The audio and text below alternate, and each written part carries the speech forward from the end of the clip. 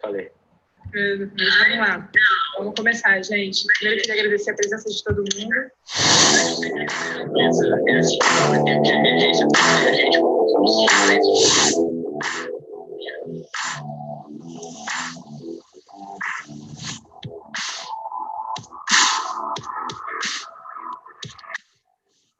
Pessoal, tudo bem? Meu nome é Luísa Martins, eu sou supervisora do Centro de Empreendedorismo da PUC. O Centro de Empreendedorismo ele tem diversas atividades, mas a mais conhecida dentro da universidade é o domínio adicional de empreendedorismo. Então, eles podem se formar em administração, design, direito, com um domínio, com uma ênfase em empreendedorismo. O grande diferencial da formação de empreendedorismo da PUC-Rio é que não foca só no modelo de negócio ou na inovação, mas também no desenvolvimento de uma mentalidade, de uma forma de pensar e agir empreendedor.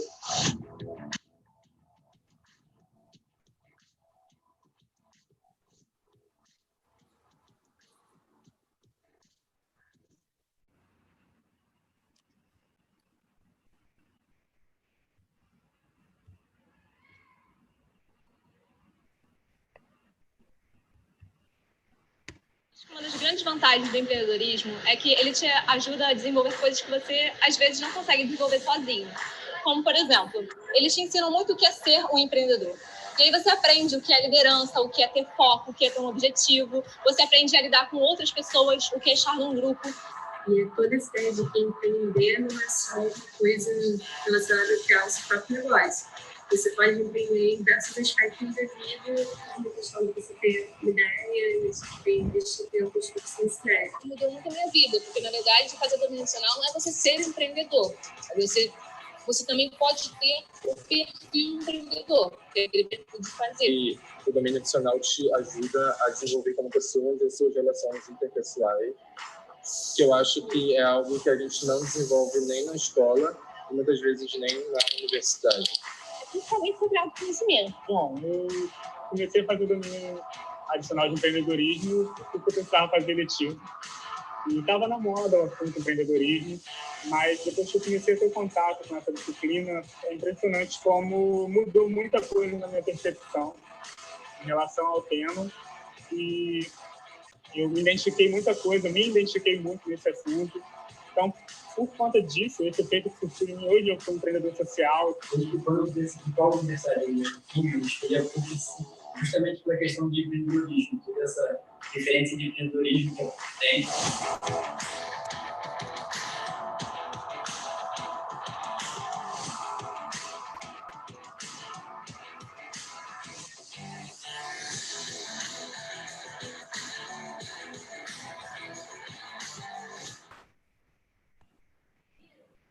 Boa tarde. Eu queria dizer que parabenizar a vinda de todo mundo. Muito obrigada. Primeiro, eu queria dizer que o empreendedorismo ele é um benefício ao aluno da PUC-Rio, que pode cumprir as disciplinas usando seus créditos de eletivas. E, para quem não é aluno da PUC-Rio e tem interesse no programa, pode escrever para a gente em sempre, CEM de mamãe P, @puc-rio.br, para saber como se inscrever. Queria pedir primeiro para cada um de vocês se apresentar. Renata, Luiz Felipe, Guilherme, muito obrigada por vocês terem vindo. Queria que vocês se apresentassem e falassem um pouquinho de vocês. Primeiras damas? Boa tarde a todos. Muito obrigada pelo convite. É um prazer falar sobre empreendedorismo, um prazer de estar com colegas falando sobre isso, e para pessoas que tenham interesse no tema. Eu sou Renata, sou professora do domínio adicional do empreendedorismo da PUC, sou psicóloga e leciono a disciplina Atitude, Comportamento Empreendedor, que é uma disciplina lecionada por professores psicólogos. Particularmente, acho que é a disciplina mais importante do programa, modéstia à parte, e brincadeiras à parte, porque ela é importante para todo mundo. Ela é importante para quem pensa em empreender, para quem não pensa em empreender. Daqui a pouco eu explico um pouquinho mais o meu ponto de vista sobre isso, mas ela trata de assuntos que a gente devia aprender na escola, devia aprender na família, na nossa formação cidadã, e dizem respeito a nós mesmos, ao indivíduo e à convivência com o outro. Além da faculdade de psicologia, mais tarde eu fiz o mestrado e o doutorado em administração, especificamente o doutorado em inovação, e vem estudando o desenvolvimento humano de uma forma mais holística e mais sistêmica, ultimamente agregando ferramentas e metodologias criativas, como Lego Serious Play, e mais voltadas para o autoconhecimento e para os relacionamentos, como mindfulness e comunicação não violenta.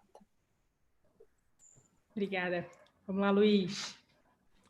Boa tarde a todos. Obrigado pelo convite para participar. Meu nome é Luiz Felipe Carvalho, sou professor da equipe de empreendedorismo, professor do IAG, né? E também faço parte do quadro de professores do empreendedorismo. Eu ministro 2 disciplinas atualmente, que são Introdução ao Empreendedorismo, né? E a disciplina de Planejamento de Novos Negócios, tá? E também Orientação de Projeto Final, né? E venho atuando com esse tema há cerca de 15 anos. Além de dar aula, também tenho uma experiência com startups, tanto na mentoria de startups, foram já algumas boas dezenas, talvez centenas de alunos que passaram na PUC e empreenderam e que eu tive a chance de conhecer e acompanhar todo o processo. E mais recentemente com a minha própria startup, uma fintech, né, que eu abri dentro da PUC com alguns colegas, professores e alunos, ex-alunos, né, e a gente está criando um banco digital, né, que é o Trampolim. Vamos lá, Guilherme. Bom, obrigado pelo convite, né? Boa tarde para todo mundo. Eu sou Guilherme Toledo, eu sou designer, né? Eu sou professor do Departamento de Artes e Design da PUC e também do Domínio Adicional de Empreendedorismo. Lá no Domínio Adicional eu dou 2 disciplinas. Eu dou Design Thinking, né? Que o nome oficial é Criação de Projetos, mas é uma disciplina que é focada no pensamento de design, como é que isso aí pode ser utilizado para pensar em projetos, para poder empreender. E eu também dou aula de empreendedorismo, que é uma disciplina introdutória, que fala um pouco das 3 áreas principais de empreendedorismo, fala um pouquinho de atitude, não tão bem quanto a disciplina da Renata, fala um pouquinho de design thinking e depois fala um pouco de modelagem de negócios. Eu, como designer, eu atuo com design de serviços e design estratégico, né, e meu foco, cada vez mais, é a pesquisa de design de serviços voltados para bem-estar e impacto positivo. Vamos lá. Então, eu queria começar perguntando, o tema de hoje é sobre empreendedorismo, e principalmente a gente vai tentar entender quem é essa pessoa do empreendedor. E eu queria que a gente começasse a tentar responder essa pergunta. Quem é a figura do empreendedor? Quem é essa pessoa que a gente diz que empreende, que faz alguma coisa? Se é que a gente, vamos lá, falar um pouquinho sobre empreendedorismo, sobre a figura do empreendedor. Vamos lá, começando, pode ser pelo Guilherme agora? Pode. Vamos lá. Então, assim, eu já vou olhando pela perspectiva do design, né, e do pensamento de design, a gente já começa pensando em alguém que faz alguma coisa, né? Então, essa definição do empreendedor tem a ver com aquilo que ele é capaz de fazer, né? Então, algumas coisas que a gente pensa, né, quando a gente pensa nessa perspectiva do design, é em alguém que é capaz de reenquadrar problema, né, que é capaz de navegar num contexto complexo e num contexto ambíguo também, e conseguir entender quais são os problemas de fato que eu tenho naquele ambiente, e aí começar a gerar ideias, né, para isso, a partir do que eu tenho disponível como boas práticas e as boas práticas que existem em outras áreas também. Isso daí requer bastante trabalho interdisciplinar, né, com gente de outras formações, para poder chegar em alguma solução que é interessante. E a mais importante de todas essas capacidades, eu diria que é a capacidade de tirar a ideia do papel, tirar a ideia da cabeça e trazer para a realidade, né, porque aí a gente entra forte com a questão de prototipagem, né, que é você testar para poder aprender mais sobre aquele contexto, para poder entender se os seus pressupostos são válidos, para poder chegar em alguma solução, seja isso um negócio, ou seja até na sua própria vida, em alguma solução que atende à demanda do problema que você identificou lá atrás, né? Então, é fazer bastante, aprender a errar, né, e se sentir bem com esse erro, entender que esse erro faz parte de um acúmulo de informações que vai te ajudar a chegar numa solução melhor. Eu acho que eu colocaria essas 3 coisas aí como bem importantes para um empreendedor nessa perspectiva do pensamento de design. Vamos lá, Luiz.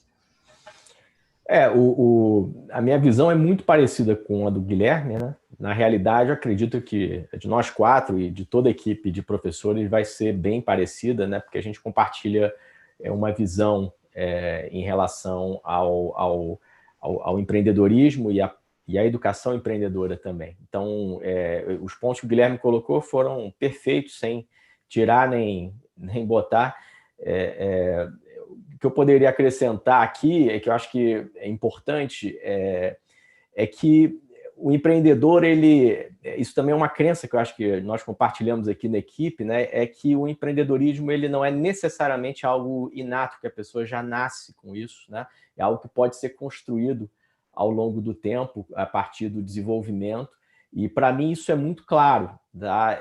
Não só a partir da perspectiva de educação, mas na perspectiva prática mesmo. Eu já acompanhei a trajetória de centenas de empreendedores e ficou muito fácil de você visualizar como é um processo de desenvolvimento, como qualquer outra área, né?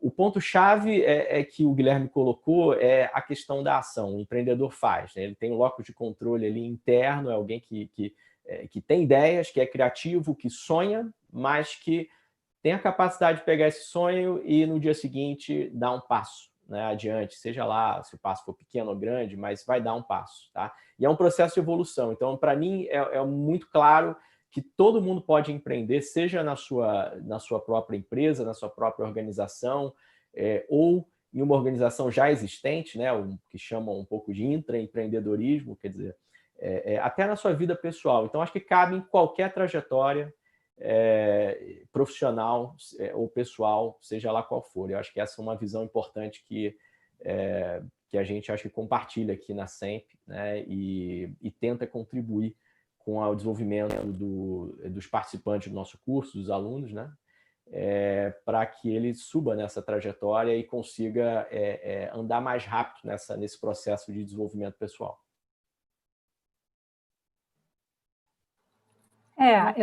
Eu também, né, igualmente, como o Luiz e como o Guilherme, eu também compartilho dessa visão, particularmente do que o Luiz falou, eu acredito muito, eu repito muito, todos somos empreendedores, de alguma forma, porque eu generalizo em uma frase, eu acho que o empreendedor é aquele que quer transformar a vida para melhor, ele quer transformar o lugar por onde ele passa em um lugar melhor, e todos nós compartilhamos esse desejo de mudar a nossa vida para melhor, de alguma forma.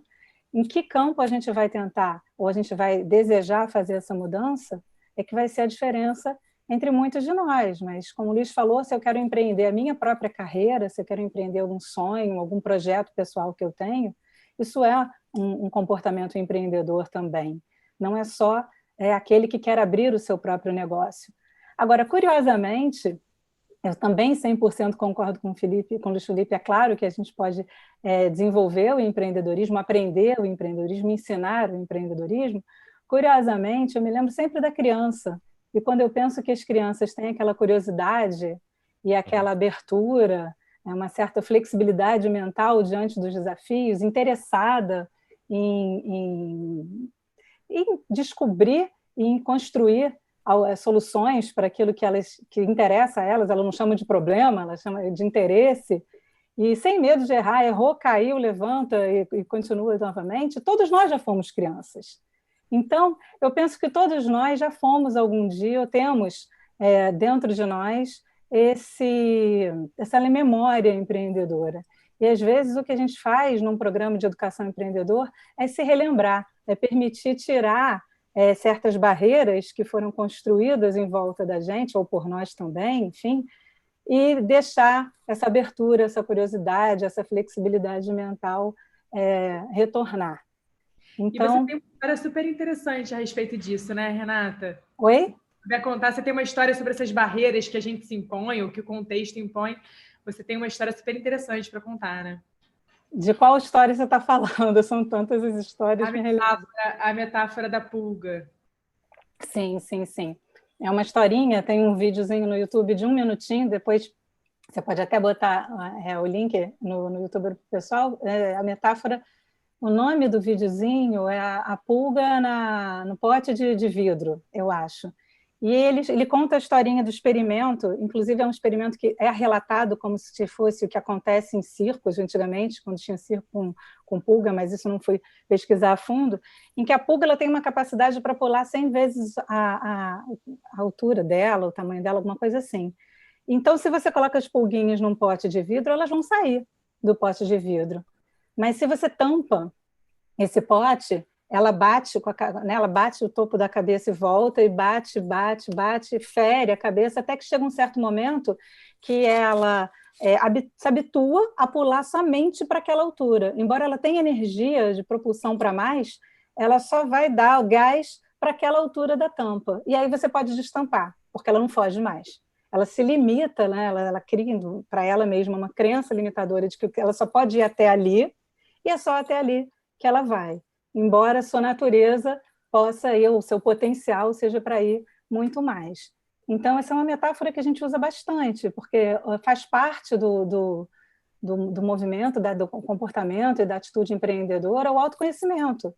E muitas vezes, para não generalizar, não falar em sempre, né, a gente não foi despertado a olhar para dentro e a buscar um autoconhecimento de outras formas. Então, a gente pode provocar esse processo de autoconhecimento e perceber, entre outras coisas, talvez a primeira coisa é que o nosso potencial é infinito. E a gente é que se limita por diferentes razões da nossa história na nossa vida. Então, é muito bonito a gente ver esse processo entre os alunos, nas turmas, particularmente nas turmas de domínio adicional. As turmas são diversas, porque são todos os cursos da PUC dentro da mesma sala de aula. Então, isso é lindo, porque você vê pessoas que têm um paradigma daquele seu curso, por exemplo, de um curso de psicologia, para falar do meu, junto de uma mesma sala, na mesma sala com pessoas da engenharia, com pessoas de direito, arquitetura, enfim. Então, só essa diversidade já é interessante. Uhum. E eu fico pensando aqui, né, porque a gente falou de alguns pontos que, para mim, são alguns pontos-chave da mentalidade empreendedora.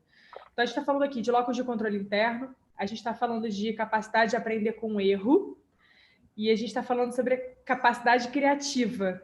Em algum momento, pelo menos a respeito de duas delas, a gente falou que são capacidades que a gente, em princípio, a criança ela tem, pelo menos um pouco mais aguçada do que o adulto. Em algum momento isso se perde.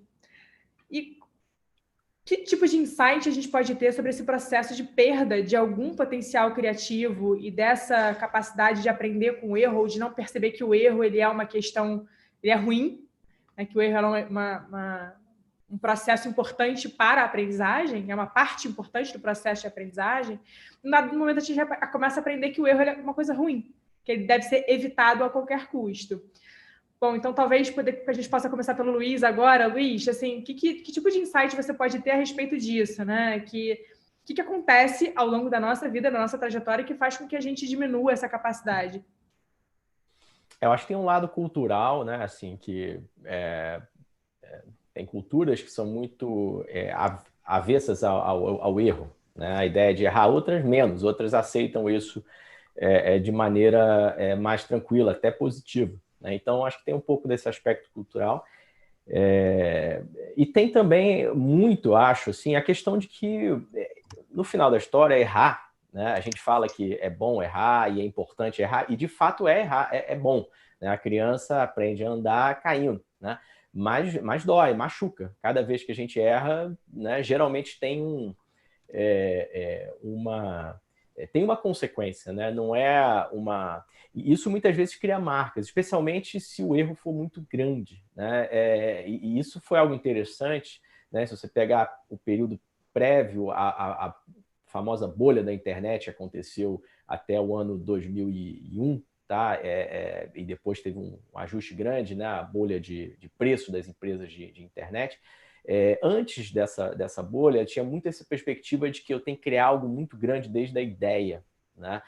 Antes de validar. Isso causou algumas falhas muito grandes e que alguns empreendedores nunca conseguiram se recuperar, né? Porque foram falhas que consumiram tantos recursos de tempo e de dinheiro que realmente doeu e foi ruim, né? Pega lá o exemplo da Webvan, né? Quem quiser pesquisar na internet, o Louis Border, que criou a Webvan, ele acho que nunca conseguiu se recuperar, né? Foi um erro multimilionário, centenas de milhões de dólares queimados. Então, a partir disso surgiram metodologias mais modernas de empreendedorismo, né? Que vieram com essa máxima de que se é para falhar, a gente sabe que vai dar erro, que seja rápido e barato, né? Então, a ideia do Lean Startup, por exemplo, é que você cometa pequenos erros de forma rápida e barata, de forma que você possa errar muitas vezes, né, e se recuperar desses erros. Porque, de fato, quando você está no mundo empresarial, né, existem riscos, né, e alguns deles, se você não conseguir medir e apurar esses riscos bem e saber controlar,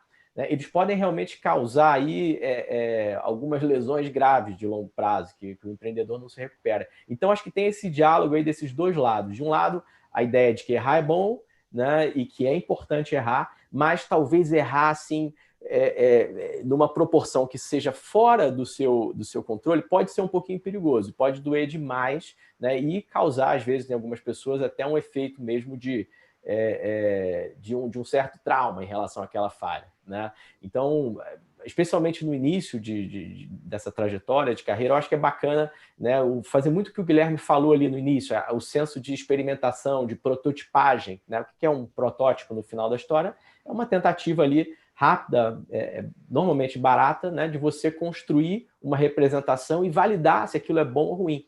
O que todo empreendedor quer ou deveria buscar, né, o grande alvo é validar o seu produto e o seu mercado, né, ver se ele realmente está construindo algo que as pessoas querem. Porque o maior risco que pode acontecer é de você construir algo que as pessoas não querem. E isso é mais comum do que a gente imagina. Então aí entra, só para fechar, a questão da técnica, né? Junto à questão toda da atitude e tal, existe todo um lado mais técnico, de ferramental, que eu acho que a gente também explora bastante aqui no curso, que ajuda o empreendedor a minimizar, a mitigar esses riscos ao longo do processo e conseguir o mais rápido possível a validação do seu modelo de negócio. É isso que o Luiz está falando, me fez pensar várias coisas. Guilherme, você quer falar? Não, pode falar primeiro. Se quiser. Então tá jóia, porque me fez pensar várias coisas, vou falar só algumas delas. 100% também concordo. É claro que a gente cada vez mais fala no método empreendedor e como é que a gente trabalha esse método diferentemente de um processo de planejamento com base em tempos em que as certezas, ou se é que a gente pode falar nesse nome, né? Exato. Eram mais previsíveis. Então, atualmente, eu acho que o ano de 2020 está mostrando para a gente todos os desafios, de cabeça para baixo, ainda por cima.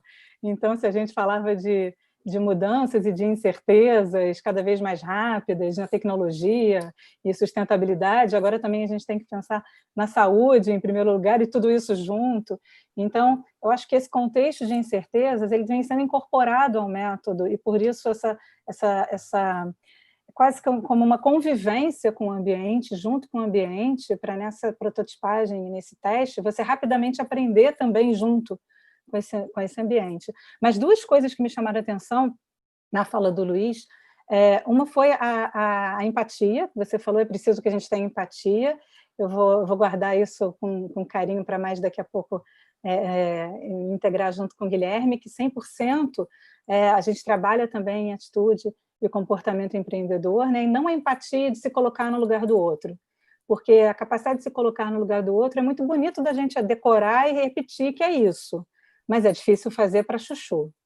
Então, a ideia é que a gente entenda ou trabalhe a empatia se conectando com a gente mesmo, com esse processo de autoconhecimento, e aí isso tem a ver com propósito, tem a ver com os meus próprios projetos, o que faz sentido para mim, se conectando também com as necessidades do outro, e aí tentando entender o que faz sentido para o outro, e se colocando à prova mesmo, que pode ser muito diferente daquilo que faz sentido para a gente, e a partir desse encontro, que aí é que existe um encontro, a partir do momento em que eu compreendo as necessidades do outro, é que a criatividade pode começar a acontecer, a pensar em ações concretas que atendam a essa necessidade do outro.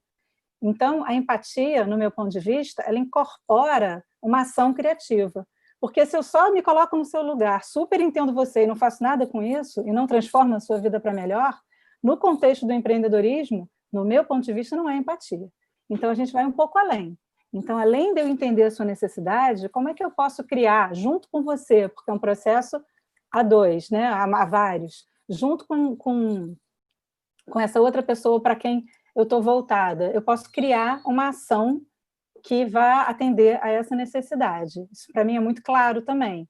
E o segundo ponto da pergunta agora da Luísa, né, de por que a gente vai criando essas crenças, eu acho que também um pouco pela maneira como a gente aprende a aprender na escola. A gente tem uma educação muito reprodutiva, muito somente deixa eu aprender qual é o conhecimento, porque depois eu vou aplicar numa prova, daí é uma semana, um mês, eu já não lembro mais. E no empreendedorismo isso não acontece, isso não funciona. Então, a gente começa um semestre sem saber em que projetos a gente vai trabalhar, nós, professores, porque isso é construído junto com os alunos. Isso de certa forma, estimula os alunos a se sentirem mais ousados, desafiados a tentar e a errar, porque é isso que a gente quer deles, é isso que a gente provoca com as atividades durante a disciplina. E isso requer para o professor uma ressignificação daquela antiga ideia que se tinha do controle, do suposto saber, do suposto poder do professor. Então, eu acho que essa relação do professor com os alunos, quando a gente trabalha com a aprendizagem baseada em projetos, ela fica uma relação mais de respeito, de confiança, de colaboração, de fazer junto, de estimular, de mentorar. E eu acho que, aos poucos, na prática, experimentando também a cada atividade, vendo que não tem um certo e um errado, e um mapa a ser seguido, o que a professora quer que eu responda e tal, eles vão se sentindo encorajados espontaneamente a usar um pouco mais. Felizmente, não tem uma disciplina só, então eles têm mais chances de fazer isso em outras. Legal. Então, Renata, você falou exatamente do que eu ia falar, né? A gente tem essa vantagem da gente trabalhar com o ensino baseado em projetos, né? Que isso permite que o aluno faça vários ciclos de projeto e ele vai ganhando o que a gente chama de confiança criativa, né? Ele consegue ir expandindo a zona de conforto dele e criando e ousando cada vez mais, né? E acho que uma das coisas que eu fico muito feliz de poder ir para uma aula que eu encorajo os alunos a usarem e banco.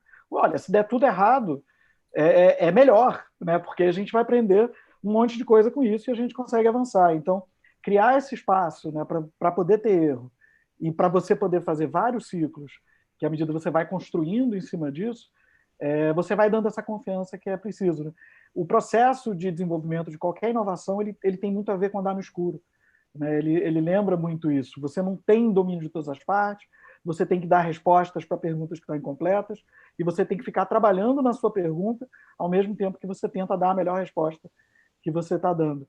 Então, acho que ter esse espaço para poder trabalhar isso é uma coisa muito, muito rica, né? Muito interessante, que acaba soltando um pouco, né? Quando você entra na faculdade, você está vindo de um exame que você tinha que acertar tudo. Você tinha um gabarito, você tem a resposta, e agora não, né? No mundo real, você vai ter soluções mais ou menos adequadas que vão depender do contexto, né? Não vai ter mais um gabarito. E aí é interessante também trabalhar isso, para poder criar. Engraçado que vocês estão falando, eu fico pensando aqui, né? Se a gente está falando de tentar pequeno para errar logo e aprender logo sobre aquilo que eu estou tentando fazer. Se a gente está falando dentro das disciplinas, a gente experimentar novos comportamentos, tentar, é quase como se a nossa sala de aula fosse um pequeno laboratório de empreendedorismo, né? Então, eu acho que talvez esse seja o principal ganho. Tem uma pergunta aqui que é da Patrícia, perguntando para a gente sobre qual é o maior aprendizado que a gente acha que os alunos levam das nossas disciplinas. A gente já tem alguns relatos de alunos, a gente já ouviu algumas coisas, mas se vocês pudessem falar de alguns exemplos de coisas que vocês acham que os alunos levam das disciplinas de empreendedorismo da PUC, do domínio adicional da PUC, seria interessante a gente trazer alguns exemplos aqui de fala. Você quer que a gente lembre daquilo que a gente já ouviu ou do que a gente vê na experiência? Vê na experiência, exatamente. Tá. O que a gente vê na experiência, a primeira coisa que eu percebo, semestre a semestre, é esse movimento de desconstrução. Porque, logo eu vou fazer spoiler, né? Da primeira atividade que eu faço, a gente monta quebra-cabeças em grupos, então eles têm a caixa e tem o quebra-cabeça para montar, seguir um plano que já foi traçado, um mapa, e depois eles se organizam e vão montando uma colcha de retalhos, com retalhos que eu tenho coloridos e que não são do mesmo tamanho, nem da mesma estampa, e cada grupo vai montando uma colcha de retalho de uma forma específica que a gente constrói. E aí, no começo, eles acham muito mais fácil montar o quebra-cabeças, porque é só seguir um modelo. E aí, quando eles têm que criar, esse é o primeiro desafio. Mas quando eles saem, durante a disciplina e mais para frente, aí eu pergunto, vocês preferem? Não, a gente prefere, eles vão mudando, existe uma mudança e, como o Guilherme disse, uma confiança criativa, uma autoconfiança neles mesmos. Eu acho isso importantíssimo, eu gostaria muito que isso fosse estimulado para o resto da vida deles, porque agora, cada vez mais, quando a gente tem a contribuição das neurociências também no estudo do empreendedorismo, com a parte, inclusive, da socioemocional, as emoções, estresse, empreendedor, inclusive, a gente fica maravilhado com a plasticidade, com a neuroplasticidade que se desenvolve, o cérebro muda com treino, é com experiência. Então, quando a gente pensa que a gente está fortalecendo o músculo deles de se tornar mais aberto, mais flexível, mais criativo, isso é com a prática, isso não é com o conhecimento da leitura. Então, especificamente, em atitude e comportamento empreendedor, eu me sinto muito estimulada também a trabalhar as competências da Unesco. A Unesco tem 4, né? Conhecer, fazer, ser e conviver. O ser e o conviver com eles mesmos, em primeiro lugar, o autoconhecimento. E eu falo, gente, isso é para sempre. Está vivo, a gente tem descobertas a fazer. E a convivência também, né? As competências interrelacionais, que, como a gente trabalha em grupos, estão presentes em todas as atividades que envolvem colaboração, que envolvem os grupos. Legal, legal. Luiz, eu queria que você me falasse um pouquinho do laboratório de planejamento de novos empreendimentos, que eu acho que talvez seja a disciplina que desafie mais os alunos, tanto em termos de forma de agir, quanto em termos de entrega. Vamos lá. Não, vou falar. Antes de falar de disciplina, eu estava olhando para baixo aqui, talvez alguém notou na câmera, que eu estava pegando aqui meu celular para abrir os relatórios aqui. Numa das disciplinas, uma parte da avaliação final é um relatório, né? E uma das perguntas é justamente essa que você fez sobre as lições, né? Eu acho que as lições dependem muito da disciplina, do momento de cada um, né? Elas realmente são muito variadas. Hoje eu estava corrigindo esses relatórios todos, né? Assim, fazendo a minha avaliação, e li mais de quase 35 aqui relatórios respondendo essa pergunta. Eu poderia citar aqui literalmente, talvez aí dezenas ou centenas de aprendizagens diferentes. Eu peguei uma aqui, cliquei no meu celular aqui, abri os relatórios, só como exemplo, né, que eu acho que isso é real, de um aluno que colocou aqui, né, e ele falou que aqui uma conclusão que ele chegou, por exemplo, a partir dessa disciplina, que é muito de vivência, né, tem muitos participantes externos, palestrantes, né, empreendedores, pessoas que já criaram seus próprios negócios. Por exemplo, uma das aulas teve o seu Orlando, que fundou a Papelex, uma grande distribuidora de papel.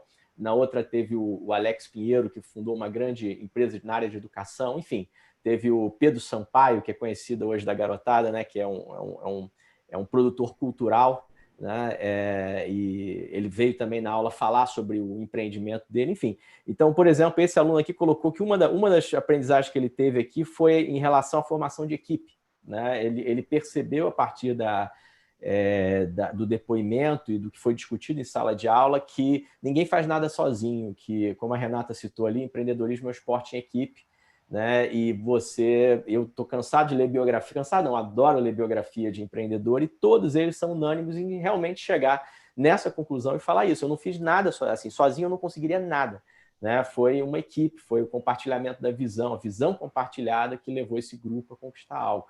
Então, eu achei interessante, ele citou várias conclusões aqui, eu achei essa da equipe importante. Então, esse é o tipo de conclusão ou de aprendizagem que pode se levar aqui do curso, né? Falou muito também em relação à resiliência, confiança. Ele percebeu que não existe negócio fácil e não existe solução de curto prazo para nada. Se você vai empreender, né, no sentido de abrir sua própria empresa, sua startup, você tem que estar preparado para uma jornada e apreciar essa jornada, que é uma jornada de longo prazo. Tá? Não existe essa coisa de vou criar minha empresa em 2 meses ou 1 ano, 2 anos eu já estou bombando, como o pessoal fala. Não, é um trabalho de longo prazo, né? E você vai chegar lá, mas ao longo do caminho tem uma série de dificuldades, então a resiliência e a visão compartilhada são importantes, né? Então isso, conectando com a sua pergunta em relação à disciplina de planejamento de novos negócios, né, é um ponto que a gente vai explorar. Essa disciplina ela é muito orientada, ela dentro dos componentes, dos eixos do curso, né, ela está dentro de um eixo mais ligado à parte de métodos, ferramentas, Tá? Então, a gente é um pouquinho mais técnica, ela não é tão orientada para o mindset do empreendedor, para a questão da atitude empreendedora, ela é mais orientada para a parte de ferramental. Como é que eu posso me organizar, né, e, ao mesmo tempo, usar algumas ferramentas para criar a minha startup, né, a minha empresa nascente, né, que é projetada para descobrir um modelo de negócio. Muito mais do que para executar um plano, ela é projetada para aprender. É um tipo de empresa, tá, um tipo de organização que é projetada para aprender.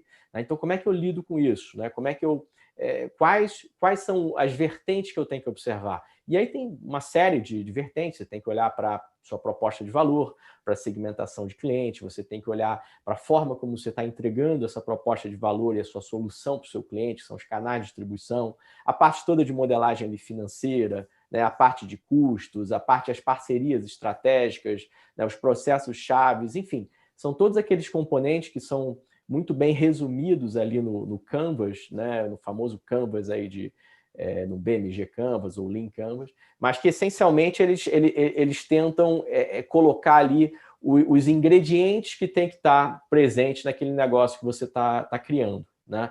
Então é importante porque um empreendimento é como se fosse uma receita, né? Você joga ali, tem os ingredientes, você vai ter que acertar a dosagem de cada um, a forma, o momento, o timing de colocar cada um desses ingredientes, e o empreendimento só funciona, você só atinge esse encaixe do produto com o mercado no momento em que esses ingredientes estão na dosagem certa. Você tem que meio que aprender a cozinhar esse seu novo empreendimento. Então eu diria que essa disciplina seria se fosse o Chef's Club aqui, seria a disciplina que vai ensinar a cooking, né? A cozinhar o seu empreendimento, né? A descobrir os ingredientes certos, entender especialmente quais são esses ingredientes. E isso tem muito a ver com estratégia, né? Eu fiz o meu mestrado na área de estratégia e a similaridade é muito grande. A diferença é que você criar uma estratégia, né, que é basicamente escolher um caminho numa empresa já estabelecida, que já tem um modelo de negócio, é uma coisa. Você criar uma estratégia num ambiente de incerteza é muito diferente. Você tem que estar preparado, né, criar uma estratégia dinâmica que pode ser rapidamente movimentada, rapidamente mexida. Né? Então, como é que você lida com esses componentes todos da sua estratégia empresarial dentro de um contexto ou em um contexto de inovação, de incerteza, né, de escassez de recursos e por aí vai. Então, essa é a pegada e a gente trabalha essa disciplina de um jeito bastante prático, né, no sentido de expor ali os alunos a cases, a projetos, né, e também um pouco a parte vivencial ali de trocar com empreendedores mais experientes. Agora, isso vai completamente de encontro, né? Vai completamente contra aquela ideia aquela concepção que se tem de que um empreendedor é uma pessoa que tem uma ideia que é muito genial e que essa ideia, por sorte, ele conseguiu fazer com que... Por sorte, não, ele conseguiu executar aquela ideia que ele tinha, que era uma ideia inicial. Esse empreendedor é uma pessoa que ele tem uma hipótese de ideia, uma hipótese de algum produto, algum serviço que possa ter uma demanda, e usando da capacidade de aprender sobre aquele negócio, ele volta, revisita aquelas ideias que ele tinha inicialmente e tem a capacidade de adaptar para realmente encontrar o que existe entre o fit do produto e do mercado. Tá? Porque muitas vezes esses erros que você mencionou lá no início da tua fala foi que esses grandes erros eram porque as pessoas estavam pensando nas próprias ideias, não olhando para o mercado, para entender o que essas pessoas estão querendo realmente, né? Quais são as necessidades, quais são as dores, né? Que é o que a gente se fala muito de empreendedorismo hoje. E para isso, o Design Thinking ele oferece muitas ferramentas, né? Para dar conta desse processo de idas e vindas ao mundo real, para a gente tentar entender quais são os problemas de um grupo de pessoas. Vamos lá, Guilherme, como é que a gente pode entregar um pouquinho mais e o que a gente pode sair quando a gente faz uma disciplina que usa o processo de Design Thinking para entender, para fazer alguma coisa, né? Para gerar um resultado. Então, na disciplina de Design Thinking, acho que se eu for pegar a analogia do Luiz, a gente abastece a despensa para depois você poder elaborar a estratégia. Né? Na verdade, a gente faz uma sequência de projetos para os alunos poderem ir se familiarizando com as ferramentas, principalmente as ferramentas de pesquisa, observação, para poder ter essa empatia, né? Para poder tentar entender o ponto de vista do outro e, a partir daí, para gerar uma solução. E aí a gente vai ter ferramentas ligadas à criatividade, essa é a parte que eu tento tirar mais os alunos da zona de conforto, né? A gente vai até para ideias mágicas, vai para ideias sobrenaturais, para depois aprender como é que é o processo de voltar para o chão, né? Que aí já começa assim, é uma versão introdutória do que depois ele vai fazer com mais detalhe, né, no planejamento de novos negócios.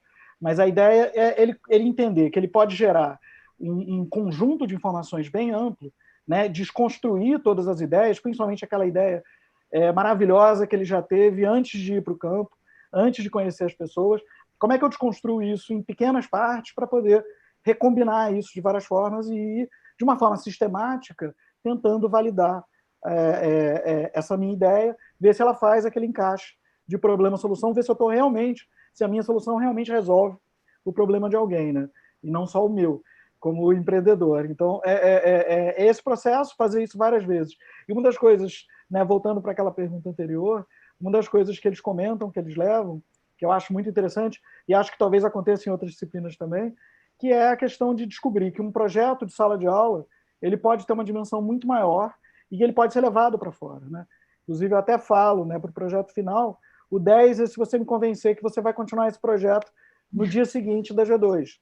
Né? Então, esse é o meu entendimento de um 10 ali para eles. Porque é exatamente isso. Né? Muitos começam a descobrir que eles podem trabalhar com o propósito deles, com alguma coisa que é completamente do interesse, e criar um empreendimento a partir disso. Eu acho que isso é um feedback que eu tenho, eu recebo constantemente. Né? Então, assim, tem muita coisa de ver as ferramentas de pesquisa, de criatividade e de prototipagem em vários ciclos de projeto, mas a ideia é você descobrir qual é o projeto que te move, né? Como é que você pode tocar isso e tentar transformar isso dentro de um modelo, tentar criar isso dentro de um modelo sustentável.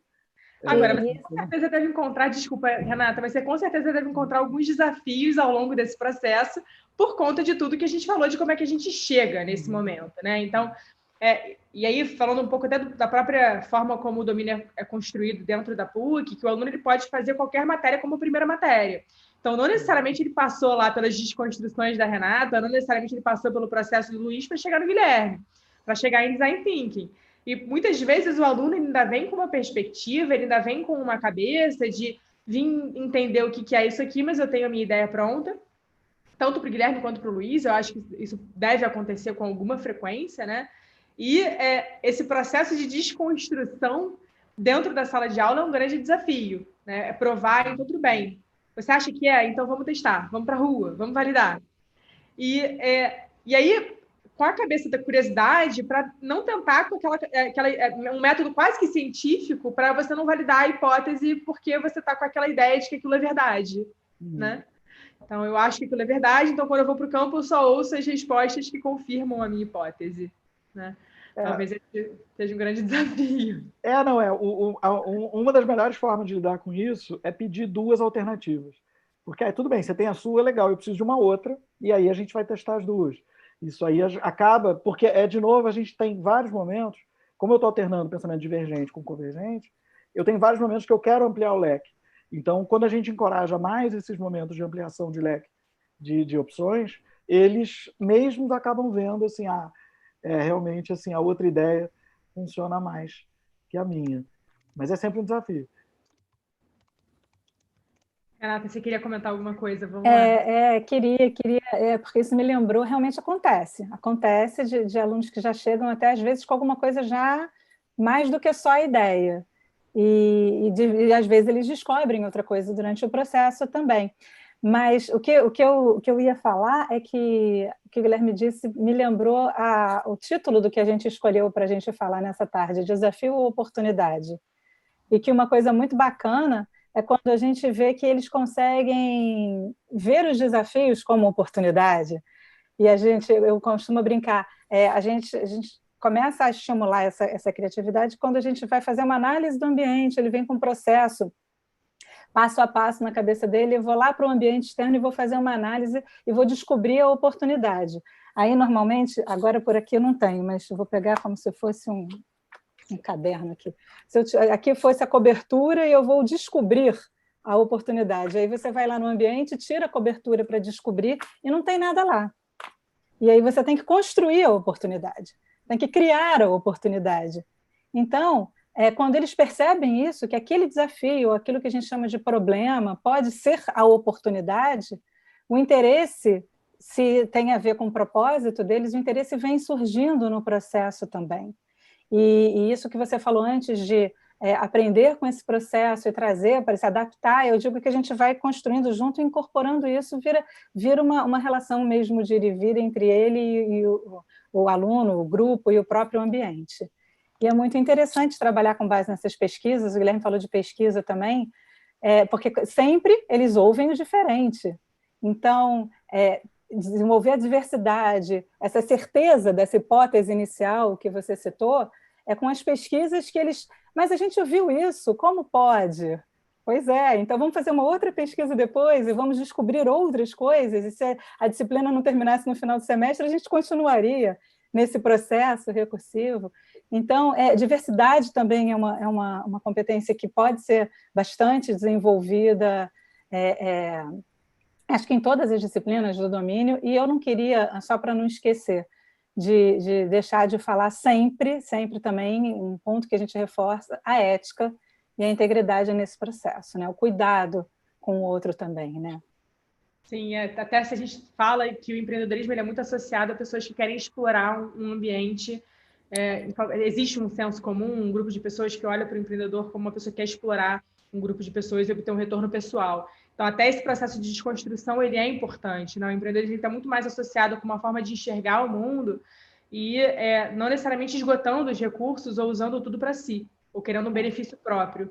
Muito pelo contrário, quando a gente começa a olhar para os investidores, por exemplo, para quem que eles estão olhando para os empreendedores que querem resolver os problemas, aqueles que estão realmente conectados com um problema real e que estão engajados para tentar resolver esse problema. Aqueles que querem empreender só pelo lucro, eles geralmente não são valorizados pelas pessoas que avaliam esses empreendimentos, né?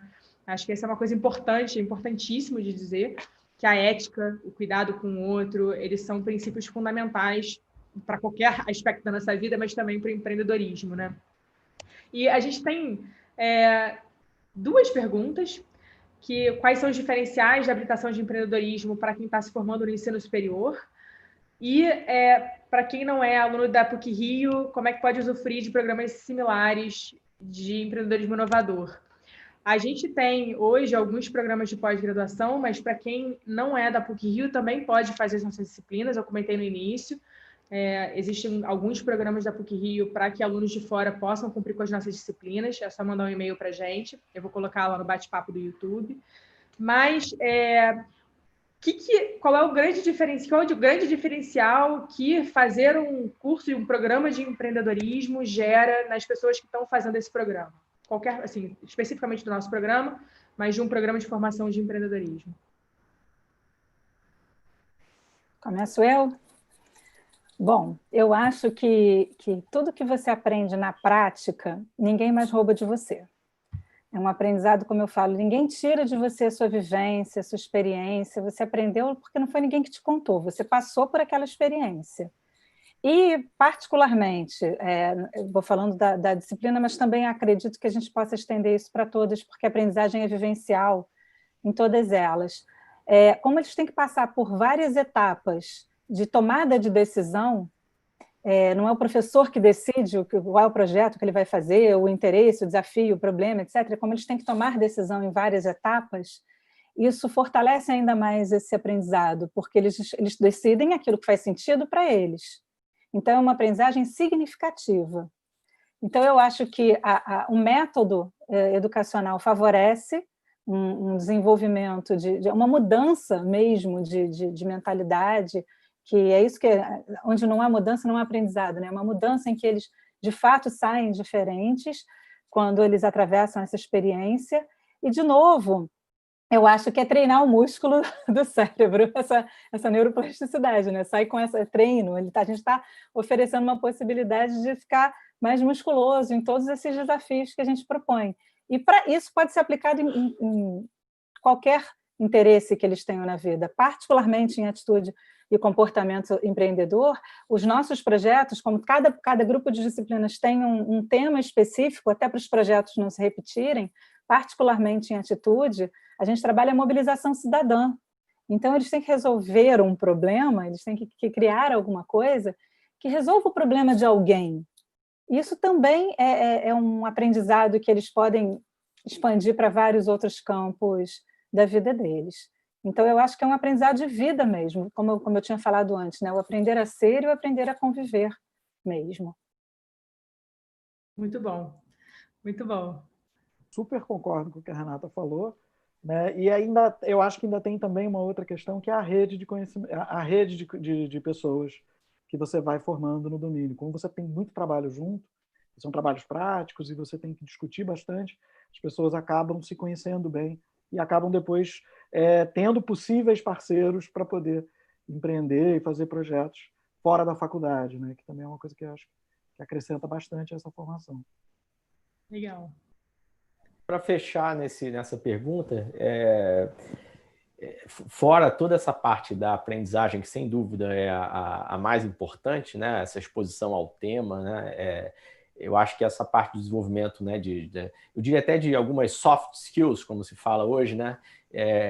Eu acho que o domínio traz muito o domínio de empreendedorismo, ele traz muito essa característica, tá?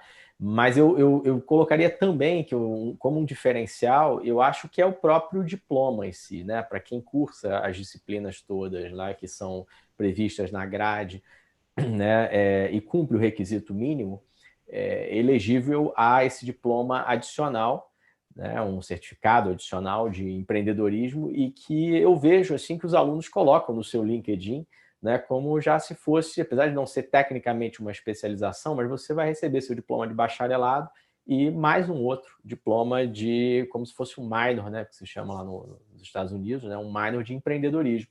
E como é um domínio eletivo, você opta, né, ele certamente é uma complementação muito interessante de estudo e tem um valor, eu acho que tem um peso grande no currículo. Você já sai com a sua graduação e com uma formação complementar. E hoje em dia eu acho que isso é um diferencial, sim, no mercado de trabalho. As empresas estão valorizando muito o empreendedorismo, não só para aqueles que querem criar suas empresas, mas que querem trabalhar, seguir uma carreira, que inclusive eu acho até que é a maioria dos alunos.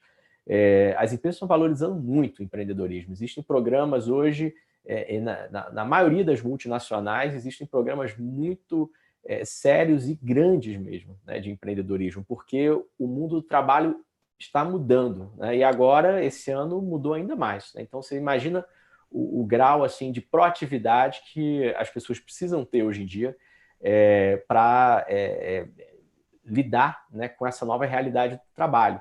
E o empreendedorismo tem um diálogo, assim, um encaixe perfeito com tudo isso. Então, acho que é um diferencial muito grande. Legal, e se a gente for acrescentar que a gente está vivendo no acrônimo, né, o mundo VUCA, que é um mundo de incertezas, né, volatilidade e incerteza, e se o empreendedorismo, a formação empreendedora, ela oferece, dá a capacidade de desenvolver algumas competências para transitar nesse ambiente de incerteza, tem tudo a ver. A gente desenvolveu uma capacidade de empreender em qualquer atividade profissional que a gente vai exercer, ou mesmo empreender na nossa própria vida. A nossa própria vida é um pequeno empreendimento, né? Então, acho que se a gente for partir dessa perspectiva, a gente ganha recursos que são para além de criar a própria empresa, né? Você queria acrescentar? Luísa, só puxando também um pouco a sardinha para o sempre, acho que é legal talvez você colocar aí até a experiência mesmo, desde o programa de empreendedorismo da PUC é um dos mais antigos do Brasil, né, em universidade, começou em 97, então estamos hoje com cerca aí de 10, 20, caminhando aí para 30 anos de programa, né? Acho que tem um valor grande essa experiência toda que existe dentro do ecossistema da PUC. Concorda?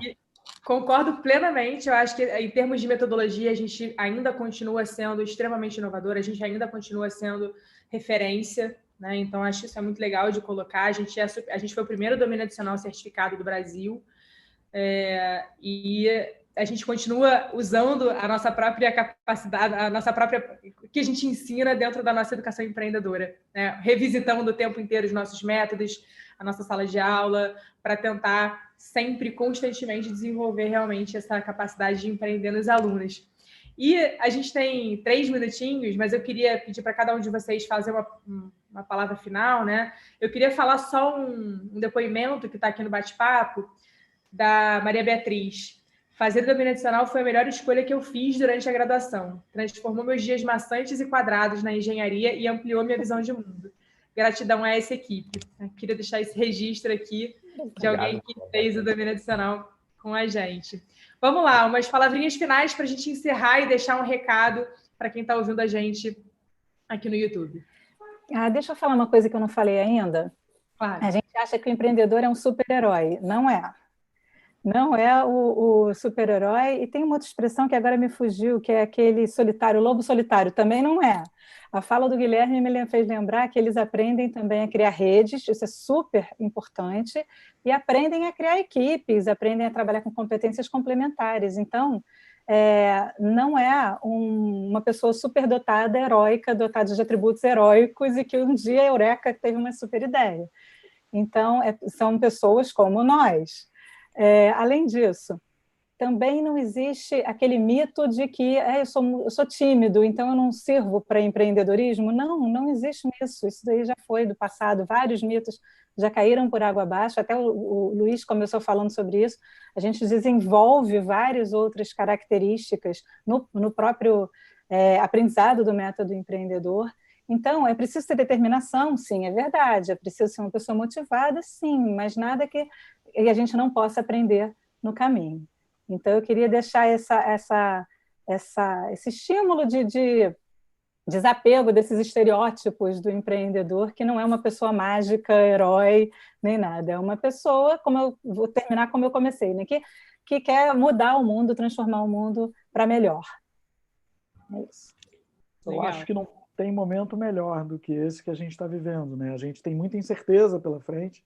Eu acho que poder fazer parte do processo de transformar o mundo na direção que a gente quer nesse momento, eu acho que é fundamental. E eu acho que aí o empreendedorismo tem um papel muito grande, né? Da gente tentar olhar quais as direções que a gente quer ir como empreendedor e tentar fazer alguma coisa naquela direção. Pode dar certo, pode não dar certo, mas se não der certo, a gente corrige a trajetória e segue também na mesma direção.